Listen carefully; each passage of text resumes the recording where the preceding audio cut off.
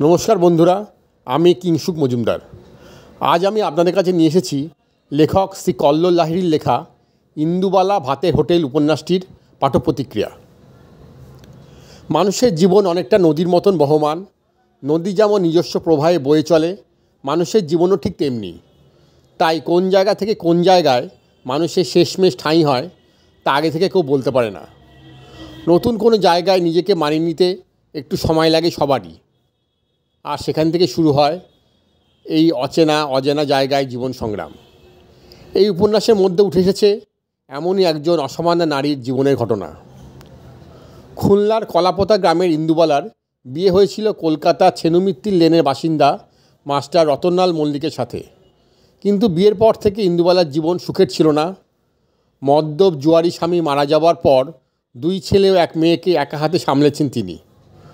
পরবর্তীকালে তিনি নিজে ভাতের হোটেল খোলেন, যেখানে অগুন্তি মানুষ ইন্দুবালার রান্না খেতে আসে।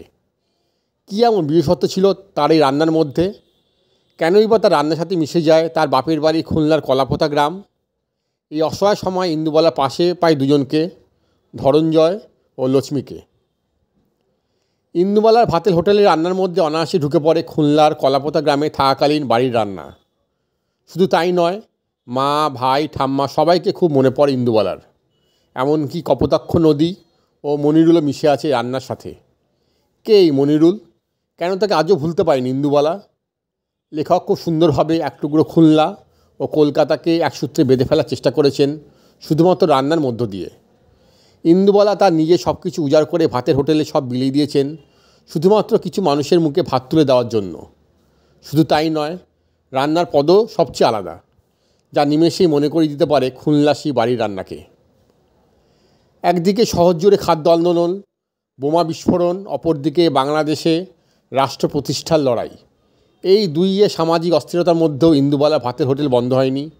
তিনি প্রতিনিয়ত খাবার জুগিয়ে গেছেন নানান মানুষের মুখে। এই উপন্যাসের মধ্যে ইন্দুবালা, লক্ষ্মী, জ্যোৎস্নাময়ী আরও অনেকের মনের মধ্যে থাকা আনন্দ, দুঃখ, আশা, আকাঙ্ক্ষা একদম নিখুঁতভাবে ফুটিয়ে তুলেছেন লেখক কল্লোল লাহিড়ী। বন্ধুরা, আজ এই পর্যন্তই। আগামীকাল আমি আবার আসব অন্য কোনো বইয়ের পাঠ্যপ্রতিক্রিয়া নিয়ে। ভালো থাকবেন সবাই। নমস্কার।